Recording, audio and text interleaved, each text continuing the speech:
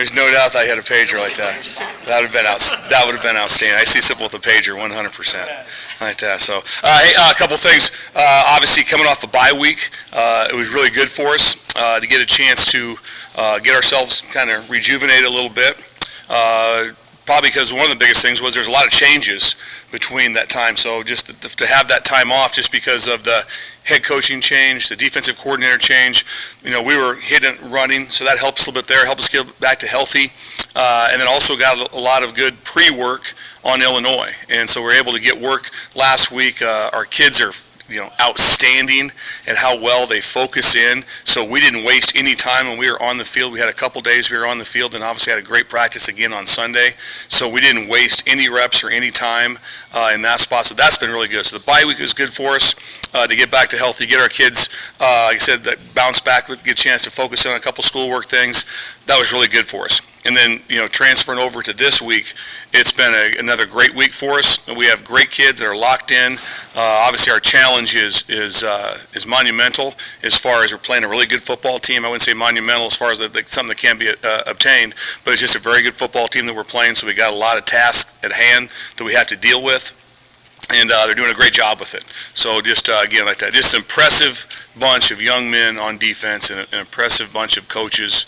And I also think the thing that stands out the most with how the defense has been personality-wise and how they have been their coachability to be able to take coaching is just a huge reflection of the head coach and how he has changed the culture since the time he took over, and the positive vibe and the demands that he's making of them every day and everything. And the kids want to have discipline, and he's given it to them with a lot of energy, and it's been well received throughout the entire team. So that part's good. So anyway, got obviously a big game against Illinois. I know those guys pretty well. I know Coach Bielema very well. One of my best friends is their corners coach, so obviously we don't talk during any of this time right now. We don't talk during the season, but know a lot of their guys on staff and familiar with how they want to handle their system and their team. So a lot of challenges ahead for us right there, but that's just part of college football. So college football is hard. Everything has to be worked like that, and you don't want to play games that aren't like this. So we're excited to go play. Fire away. How do you feel about the guys taking reps for Nick the rest of the season, and just a challenge ahead for guys like Clark? God, that's a kick in the gut losing him. I mean, he's a great player. He's a better person. He's a better leader. Nick Heinrichs, he's a game changer for us just to have around. You just want him at that. The room changes when he walks in.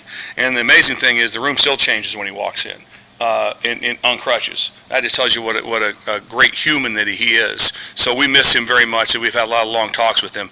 But obviously, at that we'll rotate it. It'll be by committee a little bit like that with Va able to go right there, and Ernest will be able to play in that spot. Obviously, having Snodgrass back is healthy because he missed a lot of camp, so it's a big plus to have him back ready to go. So it'll be divided up in reps right there. But Coach Rue's done a great job with the plan for us, so we're excited to have him ready to go. Challenge Chase Brown. Obviously, very few teams have had much success slowing him down. What makes that running attack so good, and him in particular? Well, the first thing they do is, like I said, they have a very structurally sound plan with everything that they do. The next thing what he does really well, obviously, he has breakout runs that he can make you miss. But his biggest strength that Chase has is that he's able to turn 3-yard runs into 6-yard runs. That's the number one thing that stands out the most to me, is you look at the film and it should be 2nd and 7 and it's 2nd and 4. That's the biggest challenge probably going on with the run fits and then tackling and be able to get him wrapped up. He has so many yards after contact that it's ridiculous. And so I just have great respect for him. Have huge respect for the staff and how they're able to block for him. They've done a great job up front. There are multiple tight ends and so like that. So it's an old school Big Ten team built from the line of scrimmage, and he's very, very good at obviously carrying the ball, and just pretty remarkable in durability. The number of carries that he has, I think the last game Minnesota was at 41, some of that. So that's a lot of carries in anybody's game right there. So his durability is pretty impressive, and I haven't even seen him even like limp off the field or anything at any time. It seems like he's fresh. So again, it'll be a big boy fight.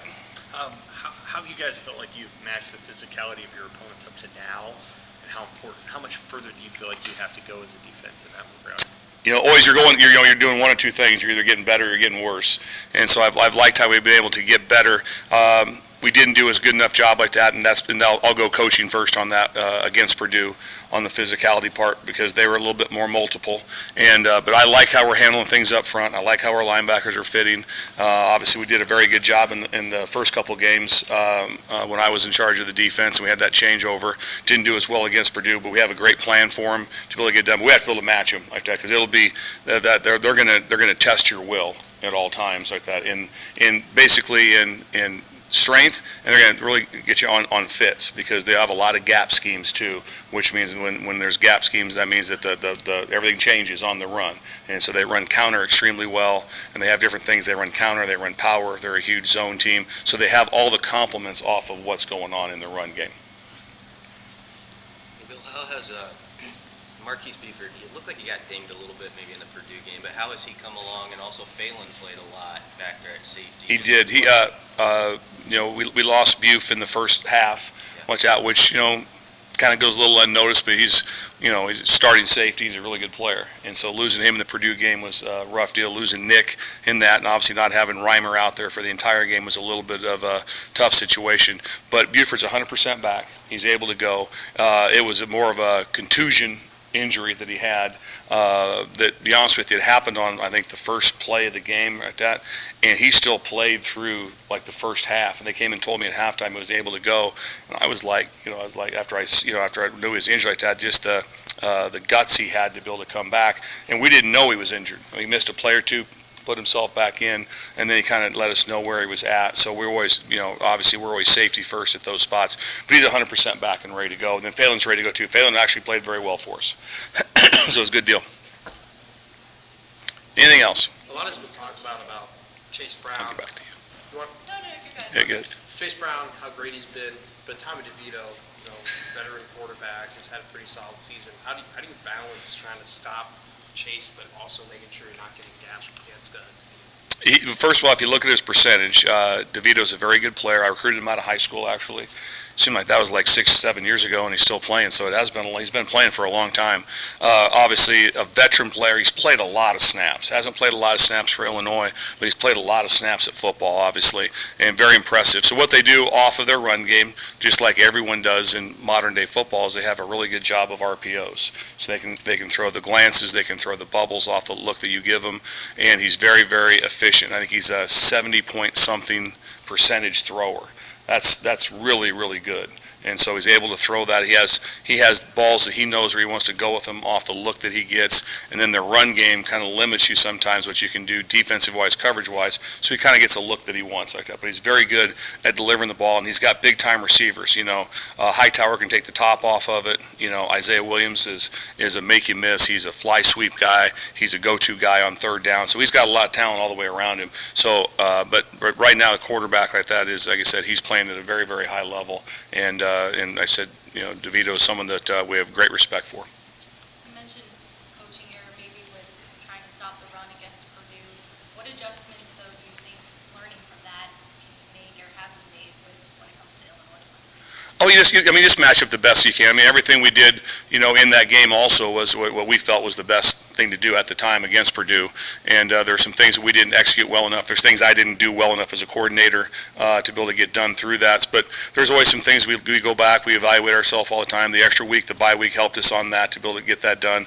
Having some bodies back helps us. Obviously, we lost Nick, but having Reimer back will help us. Having Buford back, a lot of players in the game to be back for us right there. So that's a plus for us. And so we evaluate ourselves all the time. We watch what we have to be able to get done, how we practice it, and then always just make the main thing the main thing. And so we've done a good job of that in the past right there, in which we know what the main thing is against them, and that's where we have to be successful.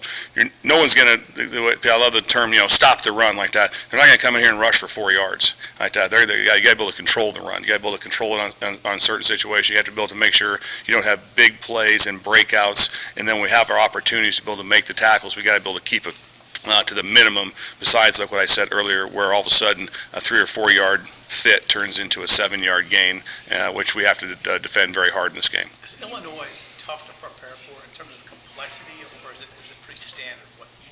Their complexity comes from their tight ends, because they put the tight ends everywhere. They build from outside in, which when they line up in a him out of the core, motion him back in, or they line up with 12, which is 2 tight ends with multiple formations. And sometimes they'll get into 13. Sometimes they'll do T's, which is an extra tackle in the game. So their multiplicity comes from making run gaps and run fits extremely hard.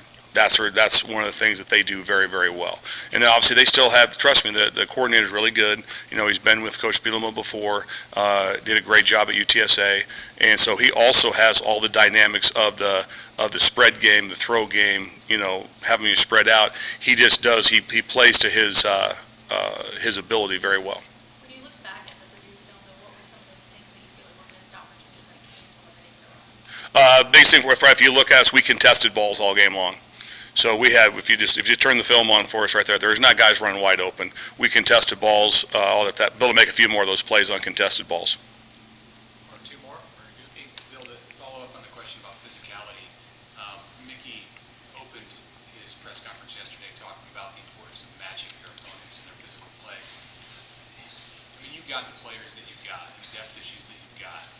You can't change that. So how do you coach that? How do you go about changing that if something needs to be changed? Just expectations. The big thing with that, if your expectation is how you're going to be physical, how you're going to get lined up, how you're going to play up front, how you're going to fit, if your expectations, if that's your main thing, if you work on that phase of it the most, like that, you'll get what you emphasize. That's always true, like that. So there's always, everybody has some sort of limitations no matter what team it is in college football. Someone's going to, no matter where you go, someone's going to say, well, we have some limitations here. We have some limitations here. Everyone has some of those like that. So everyone has those, but right now, just make the main thing, which is we emphasize with what we're going to do and how it's going to fit and how it's going to go down. So everyone knows crystal clear what's going on, and that's how you're able to play fast. The only way you play physical is really having the what you know down.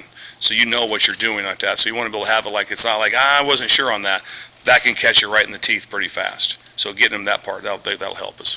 You mentioned the presence that Heinrichs brings. Obviously not going to have that on the field this week. What does getting Reimer back do to mitigate that? It helps us a bunch like that. You know, obviously, would have loved to have had him in that Purdue game. You know, him, and if you had him and Nick for a full game, and that would, that I'm not saying I'd always like to have had them. They're really good players. So Reimer's also a leader.